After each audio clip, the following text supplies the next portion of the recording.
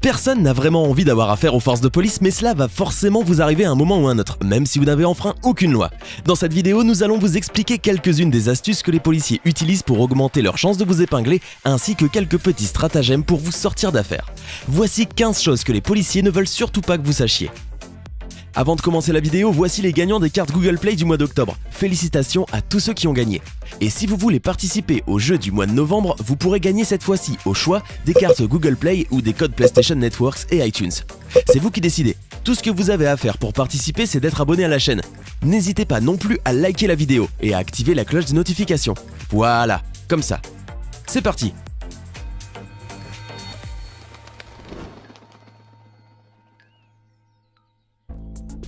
Les plaintes contre les officiers de police peuvent être détruites. Le problème avec les forces de police, c'est qu'ils ont développé une culture d'autoprotection, qui prévaut même sur la protection des civils. Quand les hackers ont réussi à accéder au site internet du plus grand syndicat de police américain en 2016, ils ont découvert des informations plutôt gênantes. Il existe dans certains endroits des garanties que toutes les plaintes déposées contre des officiers par des civils seraient gardées secrètes, de manière à ne pas éclabousser la carrière ou la réputation de l'officier en question.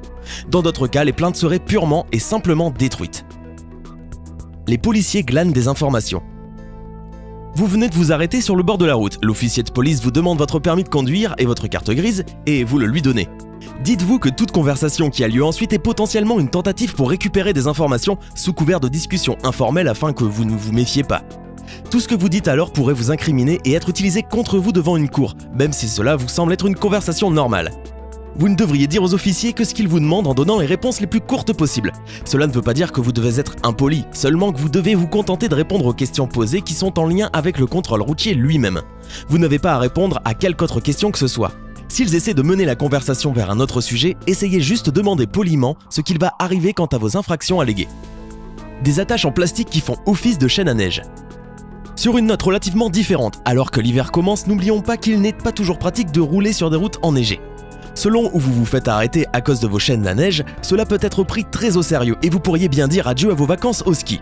Vous pourriez même écoper d'une amende qui aidera au financement des forces de l'ordre. Mais outre la loi, conduire par temps de neige est dangereux et personne n'aime avoir des accidents de la route, même si cela n'implique pas la police. Récemment, à Truckee, en Californie, les policiers ont fait arrêter sur le bord de la route une voiture qu'ils pensaient ne pas être correctement équipée pour rouler sur la neige, car ils n'avaient pas vu les chaînes sur les roues. À leur grande surprise, ils virent que le conducteur avait complètement entouré ses pneus d'attaches en plastique. Alors qu'ils avaient d'abord pensé que c'était une idée tout simplement ridicule, c'était en réalité un véritable produit appelé Zip Grip Go.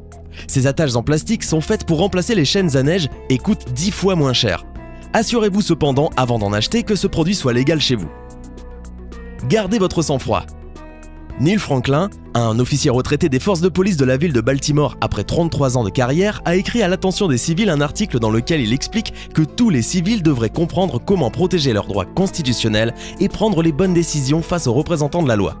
Il dit penser que les principales informations quant à la façon d'interagir avec les autorités sont toujours majoritairement inaccessibles au grand public. Bien qu'au vu des polémiques récentes, c'est nécessaire maintenant plus que jamais.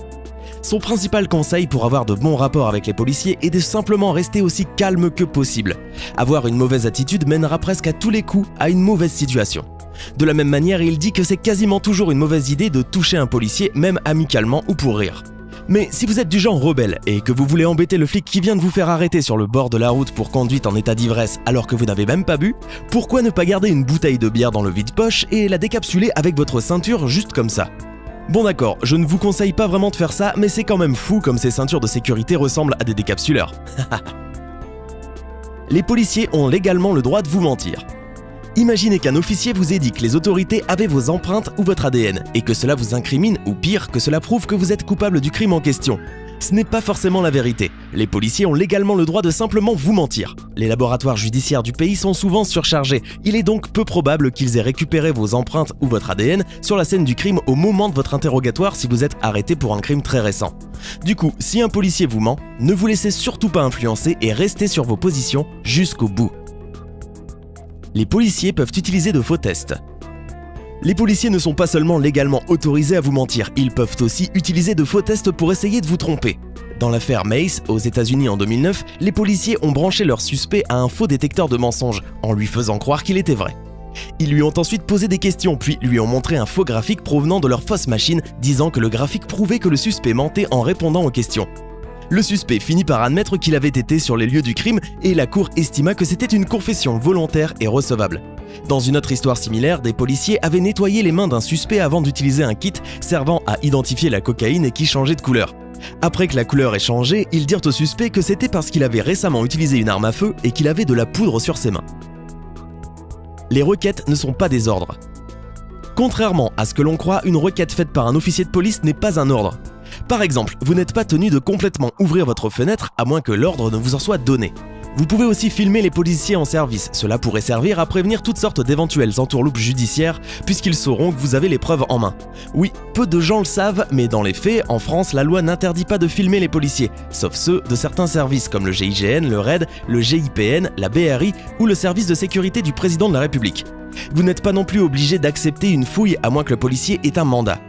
Enfin, vous avez parfaitement le droit de demander si vous êtes en état d'arrestation ou si vous êtes libre de partir. Les policiers confisquent des objets pour se financer. Les confiscations civiles permettent aux policiers de récupérer de l'argent, des voitures ou même des maisons qu'ils suspectent d'être impliqués dans des activités criminelles. Au contraire des confiscations pénales, il n'est pas nécessaire que le propriétaire soit condamné, pas même accusé pour perdre son bien de manière permanente.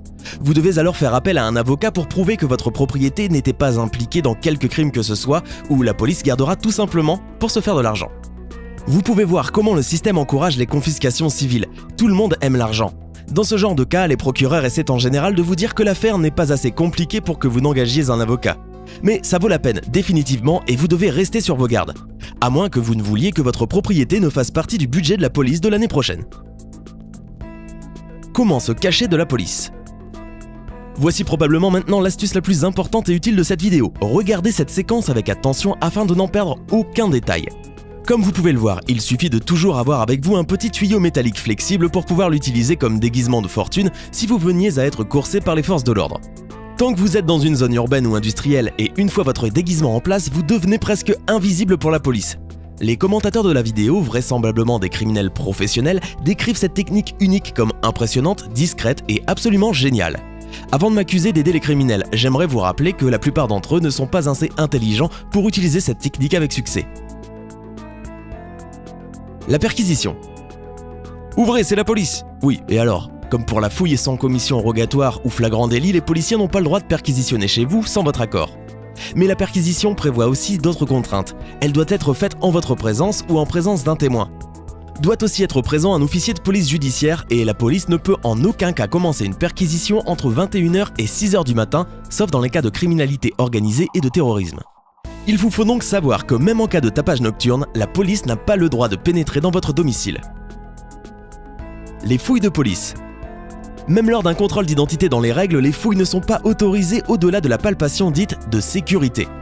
Donc, hormis vous palper par-dessus les vêtements de la tête aux pieds, on n'a pas le droit de vous vider les poches ou de fouiller votre sac. Pour cela, il faut une commission rogatoire signée par un juge ou un ordre du procureur de la République.